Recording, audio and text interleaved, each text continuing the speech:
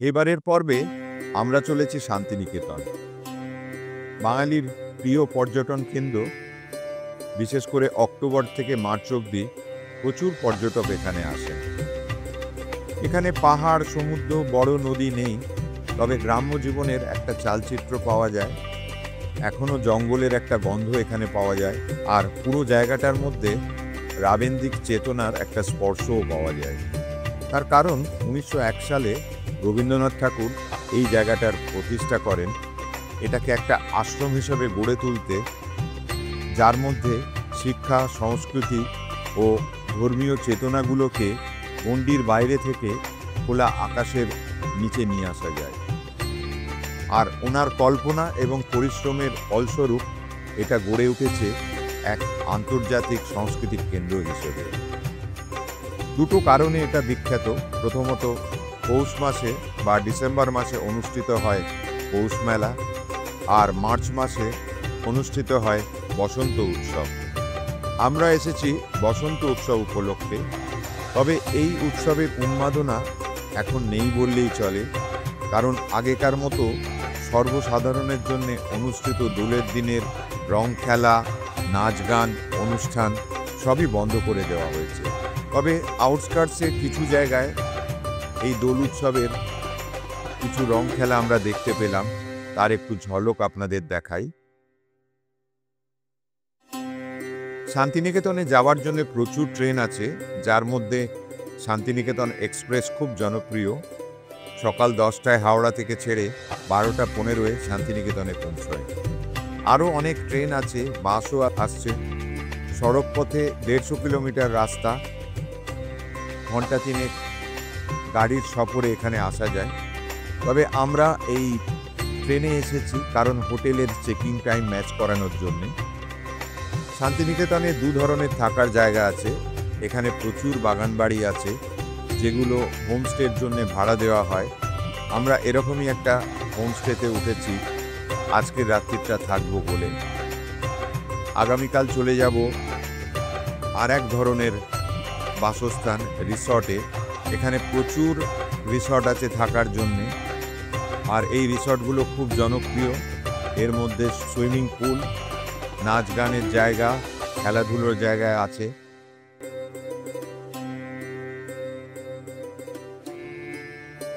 ট্রেনের নাম শান্তিনিকেতন এক্সপ্রেস, গন্তব্য শান্তিনিকেতন। বসন্ত উৎসব কভার করার জন্য আমার সঙ্গে আছে শুভেন্দু আর সুরজিৎ। বাইরে সবুজের সমারোহ, ছোট ছোট অনেক ক্ষেত, বাড়ি, জলাশয়, আর এই সব দেখতে দেখতে দু একটা তথ্য আপনাদের সঙ্গে শেয়ার করি।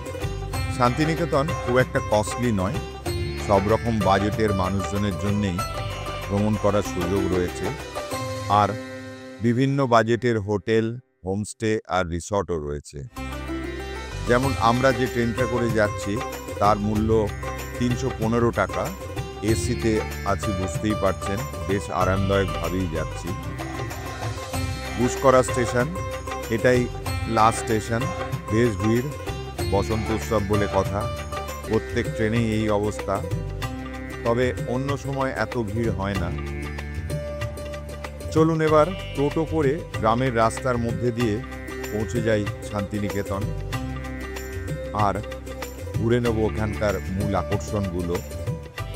8 ঘন্টায় 1500 টাকা। আর যে হোমস্টেতে আছি ওটারও ভাড়া 2000 টাকা মতো।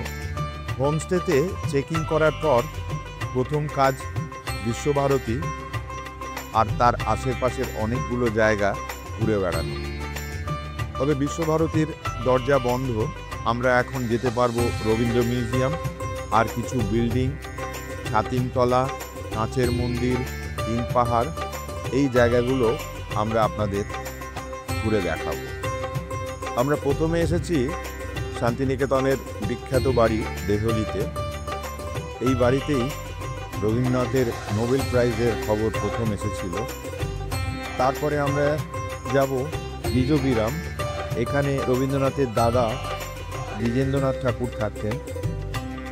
রবীন্দ্রনাথ ঠাকুর যতগুলো গান লিখেছিলেন বেশিরভাগ দ্বিজেন্দ্রনাথ ওনার সঙ্গী ছিলেন। এরপরই আছে তিন পাহাড়। এই গাছের আনুমানিক বয়স 300 বছর। রবীন্দ্রনাথের বাবা ছাতিমতলায় ধ্যান করার পর এখানে এসে ধ্যান করতেন। রবীন্দ্রনাথ ঠাকুর 12 বছর বয়সে হিমালয় যাওয়ার সময় বাবার কাছে কয়েকদিন ছিলেন। তখন ছোট ছোট নুড়ি পাথর দিয়ে এই পাহাড় তৈরি করেছিলেন, যেটা এখন তিন পাহাড় নামে পরিচিত।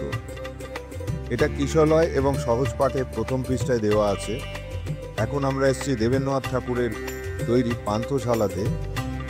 এখানে জলের খুব কষ্ট ছিল, আর এখান থেকে মাটির কলসিতে জল বিতরণ করা হতো। তারপর আমরা দেখতে পাচ্ছি শান্তিনিকেতনের পোস্ট অফিস। আগে এটা মাটির ছিল। এটা দেখেই রবীন্দ্রনাথ ডাকঘর নাটকটি লিখেছিলেন। তার পাশেই রয়েছে তালুর ধ্বজ। এই বাড়িটি সম্পূর্ণ মাটির তৈরি। এই বাড়িটির ডিজাইন করেছিলেন নন্দলাল বোস। সব গাছ ছাড়িয়ে এক পায়ে দাঁড়িয়ে উঁকি মারে আকাশে, কবিতাটি এখানেই লিখেছিলেন। তারপর দেখব ব্রাহ্ম মন্দির। এটা বেলজিয়াম গ্লাসের তৈরি। এই মন্দিরে কোনো মূর্তি নেই। এর ভেতরে রবীন্দ্রনাথের গান, আবৃত্তি, সংস্কৃত শ্লোক পাঠ এবং দেবেন্দ্রনাথ ঠাকুরের ব্রহ্মধর্ম শ্লোক পাঠ এখানে করা হতো। পাশেই রয়েছে দেবেন্দ্রনাথ ঠাকুরের বাড়ি। এই বাড়িটি 1842 সালে তৈরি হয়। খ্রিস্টান, মুসলিম এবং হিন্দু ধর্মের সমন্বয়ে এই বাড়িটি তৈরি করা হয়। তারপর এসছি ছাতিমতলা। এটাকে বলা হয় বিগিনিং প্লেস অফ শান্তিনিকেতন। এখানে রবীন্দ্রনাথ ঠাকুরের বাবা রায়পুর যাওয়ার সময় পালকিতে করে এসেছিলেন, আর এই ছাতিমতলায় বিশ্রাম নিয়েছিলেন। এখানে পৌষ পার্বণের মেলার প্রথম দিনে প্রচুর ভিড় হয়, আর মাঘ মাসের 6 তারিখে দেবেন্দ্রনাথের মৃত্যুর দিন এখানে জনসমাগম হয়। এখানে প্রথমে মাত্র 5 জন ছাত্রকে নিয়ে রবীন্দ্রনাথ পাঠশালা চালু করেছিলেন। তারপর কলা ভবন। এখানে দেখতে পাচ্ছি সান্তাল পরিবারের দেশান্তর যাত্রা। পাশেই দেখতে পাচ্ছি রামপিঙ্কন বেজের শিল্পকর্ম। তো আমরা এখন যাচ্ছি রবীন্দ্র মিউজিয়াম উত্তরায়ণ কমপ্লেক্সে। রবীন্দ্রনাথের জন্ম কলকাতার জোড়াছাকর ঠাকুর পরিবারে হলেও জীবনের অনেক সময় কাটিয়েছেন এই উত্তরায়ণ কমপ্লেক্সে। এখানে তিনি 1919 সাল থেকে 1941 সাল অবধি কাটিয়ে গেছেন। আর এই মিউজিয়ামের টিকিট মূল্য 100 টাকা। মিউজিয়ামের ভিডিওগ্রাফি অ্যালাউড নয়, তাই আপনাদের মুখেই জানাই এই মিউজিয়ামে রবীন্দ্রনাথের ব্যবহৃত জামা, পেন, ছাতা, লাঠি, জুতো এবং নোবেল প্রাইজের একটা রেপ্লিকা রাখা আছে। এই কমপ্লেক্সের মধ্যে রবীন্দ্রনাথের ব্যবহৃত 5টি বাড়ি আছে। প্রথমেই পশ্চিম দিকে রয়েছে উদয়ন। এই বাড়িটি অন্য অন্য বাড়িগুলোর তুলনায় একটু বড়। এই উদয়ন ভবনের ঠিক পাশেই আছে রবীন্দ্রনাথের ব্যবহৃত গাড়িটা। এখন এখানে কাঁচের ঘরে সংরক্ষণ করা আছে। আর ঠিক তার পাশেই আছে কোণার্ক। এই বাড়িটার মধ্যে আছে একটা ছাপা মেশিন, যেটা অনেক কাজে লেগেছে এখানে। ঠিক তার পাশে শ্যামলী বাড়িটি 1935 সালে রবীন্দ্রনাথের 74তম জন্মদিনে এই বাড়িটির গৃহপ্রবেশ করেন। 1940 সালে গান্ধী ও তার পত্নী শান্তিনিকেতনে এসে এই বাড়িতেই ছিলেন। ঠিক তার পাশে আছে পুনশ্চ বাড়িটি। এটি 1936 সালে তৈরি হয়। রবীন্দ্রনাথের ইচ্ছায় 3টে কাঠের বাক্স ছিল আসবাবপত্র হিসেবে। দিনের বেলা বসার জায়গা হিসেবে ব্যবহৃত, আর রাতে সেটাকে জুড়ে নিয়ে হতো শোবার খাট। এর ঠিক পাশে আছে উদিচি। এটা নির্মিত হয় 1939 সালে। রবীন্দ্রনাথ প্রথমে নাম দিয়েছিলেন সেজুতি, পরে নামকরণ করেন উদিচি। এছাড়া এখানে আছে রামকিঙ্কর বেজের এক শিল্পমূর্তি। এই শান্তিনিকেতনের পুরনো নাম ছিল ভুবনডাঙ্গা। নামটা এসেছিল এখানকার কুখ্যাত ভুবন ডাকাতের নামে। রবীন্দ্রনাথ ঠাকুরের বাবা মহর্ষি দেবেন্দ্রনাথ এই জায়গাটার সৌন্দর্যে আকৃষ্ট হয়ে এখানে বসবাস শুরু করেন, আর রবীন্দ্রনাথ এই জায়গাটার নামকরণ করেন শান্তিনিকেতন। এসে গেছি এখানকার বিখ্যাত লাঞ্চ প্লেস, শুধু লাঞ্চ প্লেস নয়, খাওয়ার জায়গাও বলতে পারেন। ঘরে বাইরে এর খুব নাম আছে, অনেকেই আসেন এখানে খেতে। দিব্যি ছড়ানো জায়গায়, পাকে বাগান রয়েছে। তো এইরকম প্রচুর রেস্টুরেন্ট পাবেন শান্তিনিকেতনে, যেগুলো একটু বাগানের মধ্যে। অনেকগুলো আছে, বনবীথি, বনলক্ষ্মী। মোটামুটি আমি সব কটাতেই খেয়েছি। তো আমার অভিজ্ঞতা বললে আমি সবসময় বলবো যে শান্তিনিকেতনে এসে ডাল ভাত খাওয়া ভালো, মানে ডাল ভাত যুক্ত যেটা বেঙ্গলি কুইজিন। তার কারণ এটা হলো না এর কাছাকাছি কোনো সমুদ্র আছে, না এর কাছাকাছি কোনো নদী আছে, পাহাড় আছে, যে আপনারা কোনো স্পেশাল কিছু এক্সপেক্ট করবেন।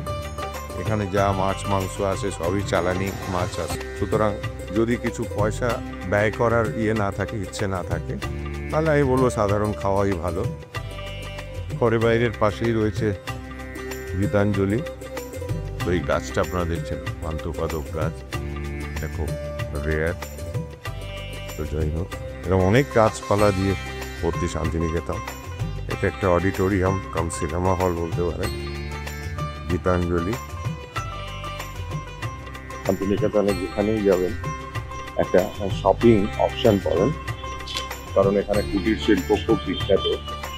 সুতরাং এই শপিং অপশনটা প্রায় সব জায়গাতেই রয়েছে। অনেক জায়গায় আমরা দেখবেন হয়তো খেতে গেছি যেখানে এই শপিং অপশনটা পাবো। সুন্দর করে সাজানো, এখানটা প্রত্যেকটা রেস্টুরেন্টই খুব সুন্দরভাবে সাজানো করতে পারবেন।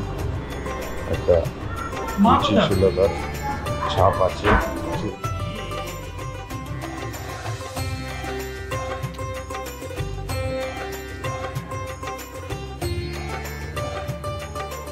মোটামুটি সব এসে গেছে, বিয়ের অপেক্ষায় আছি একদম। এগুলো গাওয়া ঘি। যাই হোক, আগে ঘি খাই, তারপরে হ্যাঁ মোটামুটি যা দেখতে পাচ্ছি, ঘি আছে, একটা ভাজি আছে, স্যালাড আছে, শুক্তো আছে, আলু চচ্চড়ি আছে, ডাল আছে, চাটনি আছে, মিষ্টি আছে। আর ওরা ননভেজ বলে ওদের দুটো পমফ্রেট মাছ আছে। তবে আমার ব্যক্তিগত ধারণা, যেখানে যাবো সেখানকার লোকাল কুইজিন খাওয়াটা বেস্ট। চালানের জিনিস খাওয়ার জন্য কলকাতা হচ্ছে বেস্ট। কলকাতার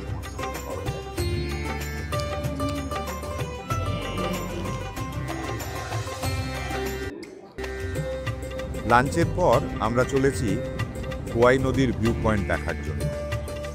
এখন চৈত্র মাস, নদীতে খুব একটা জল নেই, তবে প্রকৃতির সৌন্দর্য উপভোগ করার মতো। একটা ব্রিজ আছে, নদীর ওপারে যাওয়া যায়। পাশেই দেখতে পাচ্ছি একটা ছোট হাট। আশেপাশের গ্রামের লোকেরা আয়োজন করেছেন এখানে কেনাকাটা, আর টিপিক্যাল শাড়ি, পোশাক আশাক আর অ্যাক্সেসরিজও অনেক আছে। পাশেই শুনতে পাচ্ছি বাউল গানের আসর। চলুন একটু গান শোনা যায়।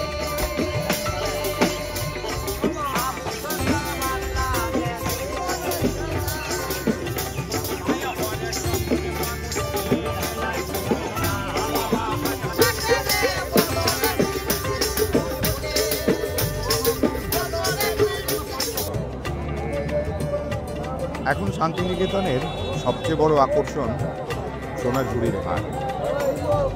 এটা খোয়াই নদীর ধারে বলে এটাকে খোয়াই হাটও বলা হয়। অনেকে এটাকে শনিবারও হাটও বলে, কারণ এটা শনিবার থেকে শুরু হয় আর রবিবার বিকেল অবধি এখানে প্রচুর ভিড় হয়। তবে সোমবার থেকে শুক্রবার অবধি ভাঙা হাট। আলোর ব্যবস্থা না থাকার জন্য সন্ধ্যের আগেই বন্ধ হয়ে যায় এই হাট। সোনাঝুরি আর শাল গাছে ছাওয়া লাল মাটির রাস্তার ওপর শান্ত পরিবেশে বসে এই হাট। কেনাকাটা ছাড়াও খাওয়া দাওয়ার কিছু অপশান আছে, তবে বাড়তি আকর্ষণ সাঁওতালি নাচ আর বাউল গানের আসর। এই হাটের প্রধান আকর্ষণ আশেপাশের গ্রামের লোকেদের হাতে তৈরি করা বিভিন্ন শিল্প সামগ্রী, টেরাকোটার কাজ করা বিভিন্ন মাটির জিনিস, গয়না, বাসনপত্র, পুতুল, কাঠ ও পাথরের গয়না, চামড়ার ব্যাগ, জুতো। সবচেয়ে বড় আকর্ষণ এখানে বিভিন্ন ডিজাইনের শাড়ির প্রচুর কালেকশন আছে শাড়ির, আর এই জন্যেই এটা ট্যুরিস্টদের প্রথম পছন্দ। এত ধরনের ডিজাইনের শাড়ি খোলা আকাশের নিচে পাওয়া যাওয়ার সুযোগ আর কোথাও আছে কিনা আমার জানা নেই। খাদি আর হ্যান্ডলুমের সঙ্গে সঙ্গে ব্যাঙ্গালোর সিল্কের ওপর বিভিন্ন ধরনের কাজ, যেমন কাঁথা স্টিচ, মণিপুরি, আসাম ও ওড়িশার তথা সারা ভারতের বিভিন্ন জায়গার শিল্পকলার প্রচুর আইটেম দেখতে পাবেন। তবে আমরা এখানে এসেছি বেড়াতে আর ছবি তুলতে, তাই চলুন এবারে আপনাদের নিয়ে যাই কোয়াই নদীর ধারে সোনাঝুরি ফরেস্টের আর একটা সুন্দর স্পটে। এটাকে বনের পুকুরডাঙ্গা বলে। এখানকার বিখ্যাত অনুষ্ঠান বাহা উৎসব, যেটা পালন করেন লাগোয়া গ্রামের অধিবাসীরা। চলুন এই গ্রামে আগে দেখে আসি এদের বাসস্থানগুলো। বেশিরভাগই মাটির বাড়িতেই এদের বাসস্থান, কিছু ইটের বাড়িও আছে। বাড়ির দেওয়ালে শিল্পকর্ম রয়েছে। সহজ সরল জীবনের একটা ছবি পাওয়া যাচ্ছে।